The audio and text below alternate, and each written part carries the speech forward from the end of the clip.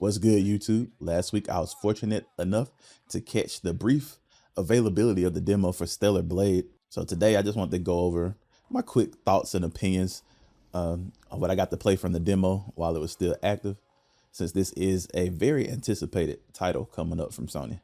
Stellar Blade is an upcoming action adventure game developed by Shipped Up and published by Sony Interactive Entertainment.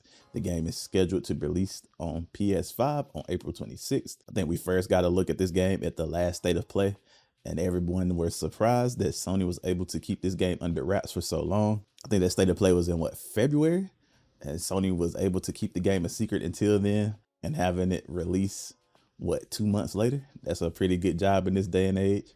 You know, stuff leaks all the time in the gaming industry, so the fact that Sony was able to keep this a secret was crazy. And the initial trailer, people were pretty impressed with. To me, it definitely gave me near Automata vibe. So going into the demo, that's what I was expecting it to be like. But I can say the game is definitely not just another near type game. You know, it definitely has some similarities, but I would probably say it's more closer to a Devil May Cry game or Bayonetta than a Nier game. To me, the closest thing it has to Nier is obviously the character you're playing with, having the little robot accompany you, and I would say the music, the way the music is implemented throughout the game. From what I played, it definitely reminds me of Nier, and for me personally, that was actually the best part of the demo. The music just it just sounded good. It had me in the moment, in the mood to play this game, making me want to explore and play it more. Definitely was a great aspect. I definitely applaud them on their music efforts in this title. But yeah, the weirdest thing about the demo was that it was pretty evident that the demo went up before it was supposed to go up, because it was only up for download like maybe 20-30 minutes, I think people were saying. I happened to see the notification from Wario64 saying the demo was up. Went ahead and downloaded it, and at first I wasn't even about to play it. Then something told me, nah, go ahead and jump in to play. I think this was a Friday afternoon, Friday night. I said, you know what, I might as well check it out right quick before I take my dog out for her walk. So I jumped in and played it, and it's a good thing I did. I think the demo was pretty much revoked from everyone that downloaded it not too long after that, maybe like an hour or two after it went up. Everyone that had downloaded lost access to it. You know, that's just one of the unfortunate things about a digital title. The license can be taken away from you just like that. So that's something to always keep in mind. But back to the demo, it drops you into the little tutorial section. You arrive on the planet. I'm gonna try not to really spoil spoil some of the stuff, you know, just in case if people don't want to know what actually happens, but just want a general idea so they can experience it on their own. Yeah, they drop you in, and it gives you your initial tutorial, teaching you the basics. You know how games do, the attack, movement, things like that, special abilities, stuff like that. Nothing too crazy. Even give you a slight boss battle. I think it's funny at first when you see the enemy you're fighting, the person, your character, thinks it's like some amazing, super strong creature, and then after you fight it, another person tells you, "Oh, that wasn't an alpha. That was just like a regular creature." So that was kind of funny. But the creature design, I like the creature design. It's very, very, I would say, almost Souls like some of the creatures that I came across in the demo, because you go through two different sections. The initial tutorial section, the environment is like a beach, sandy area or whatever. And then it takes you to another area that's more like I would say like a rundown city environment where like vegetation done took over, and obviously like from the destruction, destroyed buildings and stuff like that, takes you to an area like that. But the creature designs are crazy. Like I said, I would compare it to like something you would see on Dark Souls or Bloodborne, especially this one creature you see that's walking around with like its arm is like overgrown as like a shield or something like that. The first time I seen it, I was like, yo, what in the world is this? I thought that was pretty crazy. It caught me completely off guard when I realized what it was. At first, I thought it was like two enemies walking around. I was like, no, this is one enemy. One of his arms is just like super big, and it's a shield, and it has legs. It's crazy. Super creepy. So with this being just a slice of the demo, you don't actually get a full feel for the combat. It's only a couple of basic attacks you get and a couple of basic abilities, but I get a feeling that people will be able to come up with some pretty interesting combat combos and abilities and combinations of the different skills.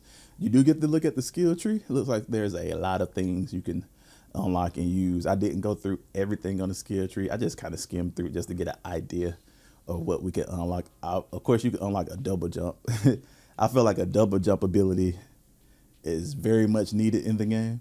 I just hate that they lock it behind a skill point or whatever, lock it in your skill tree. I think the double jump should be just a given ability on there, but I'm pretty sure that's gonna come in handy a lot on there. And then just, I think you see like just other basic combos and different kind of moves and stuff. It's probably some movement stuff on there because I feel like you move kind of slow on there, so it's probably some things that can help you move a bit. The game puts a big emphasis on evading and parrying attack. It took me some time to get used to doing these things because I felt like, I don't know, I could get the timing right most of the time, but I felt like when I did get it right, it just didn't feel like I was getting it right, I would say. Obviously, I would see on the screen me getting the block if I did or didn't, or me evading attack if I did or didn't. But I kind of didn't feel like, I don't know, the controller didn't really give me the response I was looking for from getting a parry or something like that. I guess that's the way I would put it, if you know what I mean. I'm trying to think what game does a good job with this. What I'm playing now, Final Fantasy Rebirth. I feel like that does a pretty good job of when you get a precision block right. I feel like the haptic feedback does a good job of making it feel like you actually got that block. But here, I didn't really feel that. Obviously, that could change with it being a demo. That could be something they give a boost to, or they could mean for it to feel that way. Who knows? Demo also gives you an idea of what you would be doing in different areas of the game and the different kind of things you could find. You could find these coins laying around that you use at these basically what would a good term for these to be, like rest areas or whatever, where you can use the coin to unlock your safe area where you can save, rest, upgrade your skills and abilities, things like that. Also, while exploring, you can come across different supplies, like usable items to boost up your HP, different pieces of gear you can equip to your character. Also, you can come across like notes on bodies and what were they, like, I want to say flash drives or something like that, similar, that could have some important info. I know one of the flash drives I found on a body, it contained a code that I needed to unlock a door, and you actually had to put the code in for the door.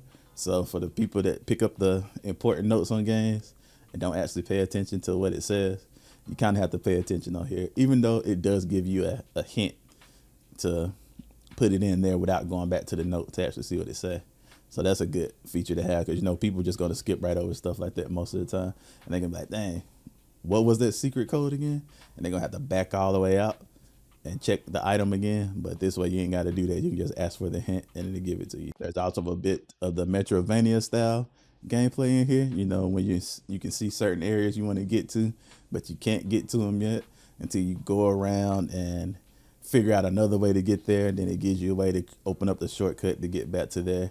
Pretty sure most of us are familiar with this trope in games now at this point, since so many games are including things like this. I'm sure there'll be areas you can't get to until you unlock certain skills or get certain pieces of gear, such as that double jump. I'm sure that double jump will get you to areas later on that you can't get to starting out in the game. Like I said, we didn't really have too many abilities available to us in the demo. At least I didn't get far enough to have too many abilities.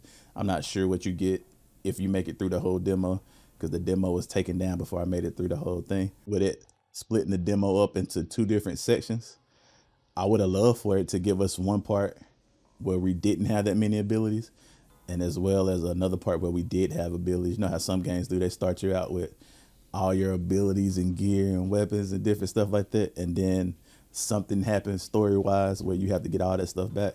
I would have enjoyed to see that there. I would have enjoyed that, just so I can get an idea of what the later game would be like, instead of just the basic start of the game, because this is probably going to be a pretty big game, pretty long game.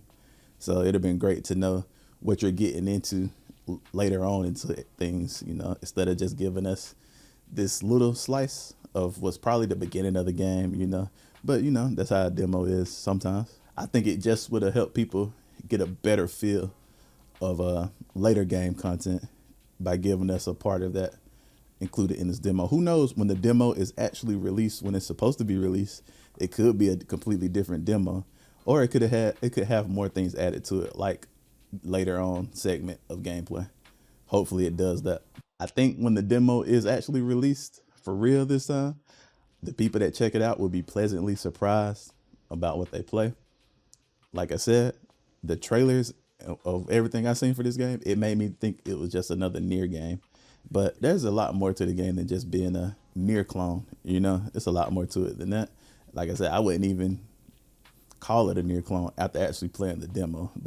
The piece of the demo I played, like I said, the closest thing I would say is related to it. I guess the world and the scenario kind of relates to it, you know. But you know, main thing, the character, your companion, the music, all that kind of relates to it. I think Nier is probably a little more open compared to this, where I feel like this was more of a I don't want to say a corridor or you just going down hallways or whatever, but I think it's more confined. At least the demo is more confined. When the actual game come out, it could be a bit more open, a little more space to roam around and explore.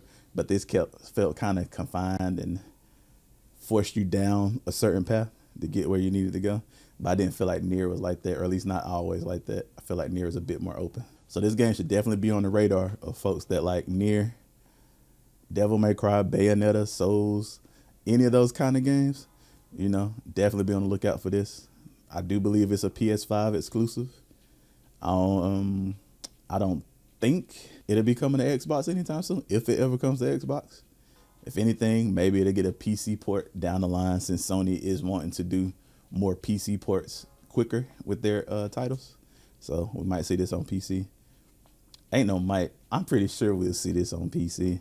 And PC players will probably already have some crazy mods. You already know what I'm talking about when you see the character. Yeah, I think Sony really has something on their hands here with this new title. I know personally, I felt like it wasn't the easiest Souls-like game I played, even though I've seen a lot of people saying it was like an easier version of a Souls game.